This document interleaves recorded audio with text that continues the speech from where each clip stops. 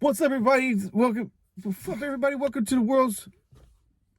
What's up, everybody? It's your boy T.Crawler from the world's greatest news and reviews. Hey, I'm back. I got something to talk to you guys about.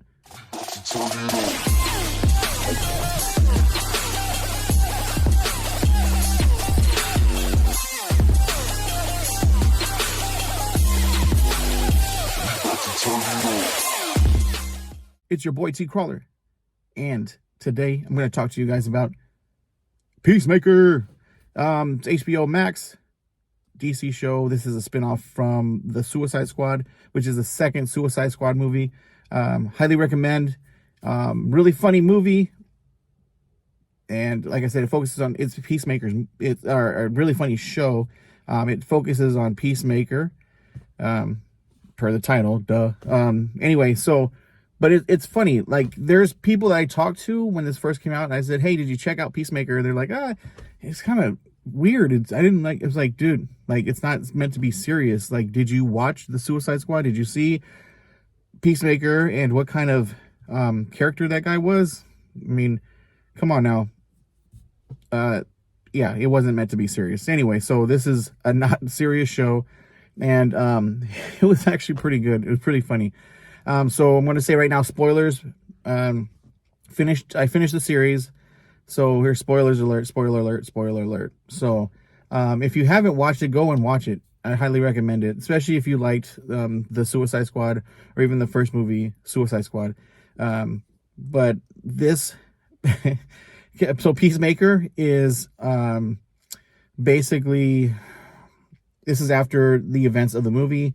He's coming out of the hospital all banged up and injured from what happened to him in the movie, where he and Bloodsport got into, like, they were across from each other, and they were bragging the whole movie about who could kill better, who had the better, better kills and all this stuff. So they shoot bullets at each other. Bloodsport ends up winning that battle, and it gets Peacemaker, I believe, in the neck.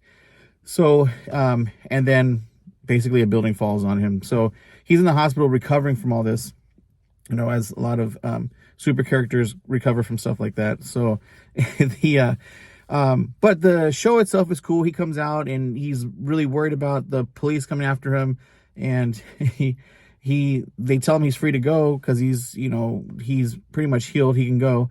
So he leaves and gets all the way home, gets to his trailer, and it's trash. You could tell where the cops have been through it, and just messed up his whole trailer and everything, but he thinks he's in the clear. And then of course, he gets, the task force that is part of the Suicide Squad. They catch him, and this is a group that has, honestly, I don't think they say it, but I think it's because they got punished, because in the Suicide Squad, they basically knocked out Amanda Waller, because as the team was going to rescue the island from the big starfish Sorrow, she was going to detonate all their bombs in the back of their neck, and some of the team, one of the members of the tech team, knocked her in the back of the head with a keyboard or something, knocked her out, so she's laid out.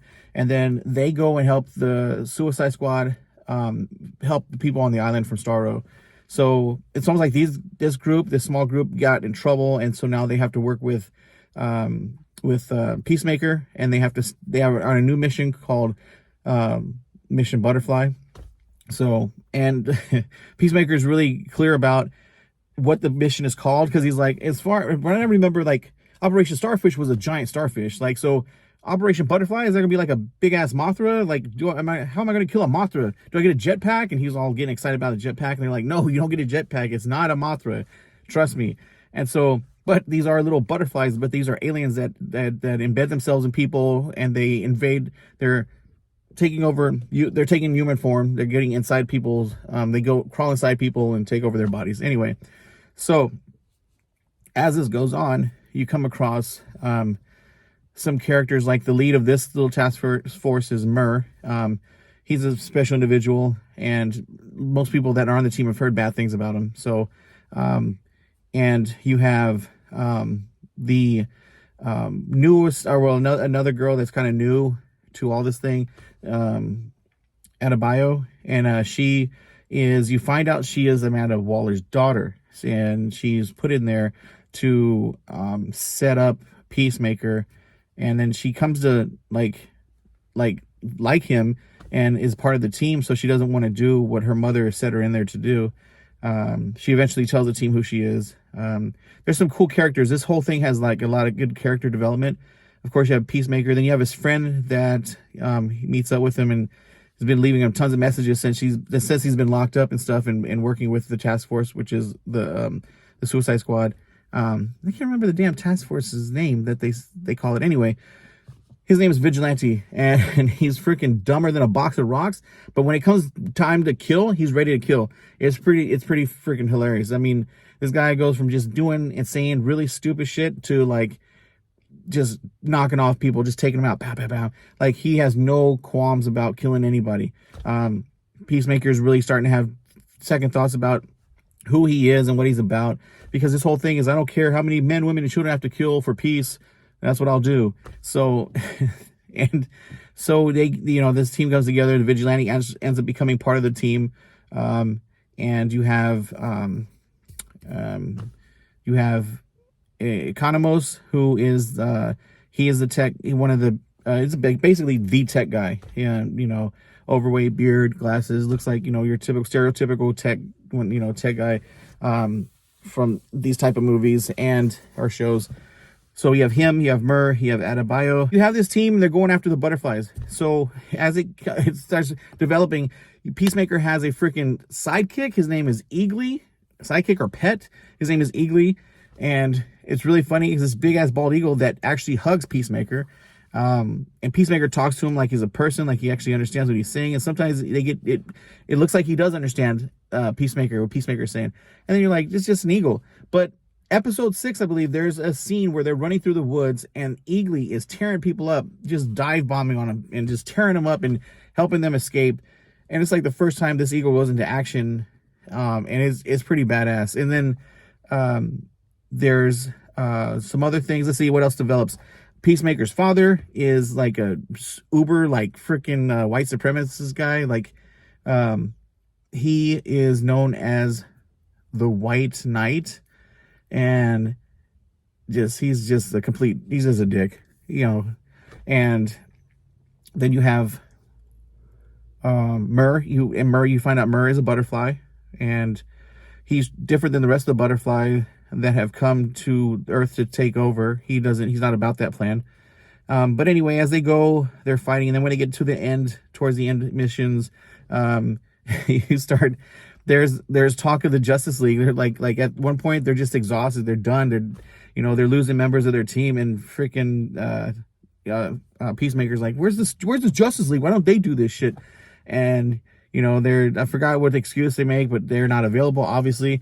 But basically, one of my favorite parts of all time is that when at the end, when they're all finished, Peacemaker is, I think her name is Hardcore, the female, the blonde female. He's carrying her through the field because she's severely injured. And then you see in the distance, the Justice League arrives, and it's like everybody but Batman. It's like, where's Batman? Come to, think of it. Like, where was Batman at? Is he still trying to catch up with the rest of the team? I don't know. Anyway, so you have Aquaman, Flash, and then you see like Superman floating in the sky, and then Wonder Woman. And those two are kind of in like they kind of darken it, so you can't really see. You see their silhouettes, but you can't see their faces.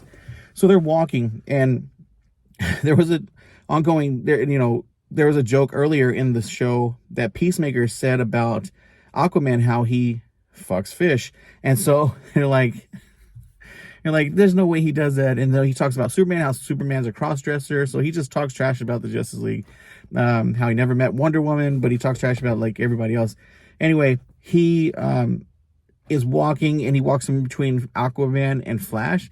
And then he's like, you guys are late, assholes, And then he looks at Aquaman. He says, why don't you go fuck another fish? And he walks by, and it is actually Jason Momoa. And then Ezra, the guy that plays Flash, you actually see their face. It's them. It's the actual actors. And so he says that to Aquaman, and Aquaman looks at Flash. He's like, man, I'm so tired of that rumor. And then Flash looks at Aquaman. He's like, it's not a rumor, though. And then Aquaman looks back at Flash. He's like, fuck you, Barry. I was dying. I was laughing my ass off because they wouldn't say that in their own movie, but they would say this they would say that in this show because it's HBO Max and it's pretty extreme. So it was freaking hilarious. I was dying. But another favorite part to me where I had a small nerdgasm, and yes, I did say nerdgasm because Captain Mal and I have spoken on nerdgasm before in some of our older videos. And basically whenever you see like an Easter egg or something from a comic book, a book or something from, you know, you're watching the show and you see something that, you know, a lot of people wouldn't understand, but you do because you're that type of nerd that you've read the books or the comics or graphic novels or whatever. So in this particular case, it wasn't from a graphic novel. Peacemaker was talking to a class full of kids. It's almost like bring your person to school and they talk about their job. But Peacemaker was talking about a mission and he mentioned Kite Man. And I was like, what? Kite Man? Kite Man, if you've seen Harley Quinn, the animated series, which is not for kids, it's an adult series. It used to be on the DC app. Now it is on HBO Max. But Kite Man he becomes a main character in the series and has this love interest, love for Poison Ivy, and they become an item or whatever. But Kite Man is freaking, it's just a hilarious character, but he mentions Kite Man and his dealings with Kite Man. So I thought that was pretty cool. I was like, oh my God, he just mentioned Kite Man. It's pretty cool. So anyway, let me stop this right now because it's a little bit longer than I wanted to do, but I just wanted to talk to you guys about Peacemaker. Highly recommended. Check it out. If you want a good laugh, it's a little mixture of good laughs and corny stuff, but it's good. It's good. I think you'll enjoy it. You know, John Cena, I didn't mention it before, John Cena plays Peacemaker for those that haven't seen The Suicide Squad. So check it out. And that's all for this one, guys. I'm going to talk to you later. And I don't know what it'll be about, but I got some more stuff I've been watching I want to talk to you guys about. So till next time, peace.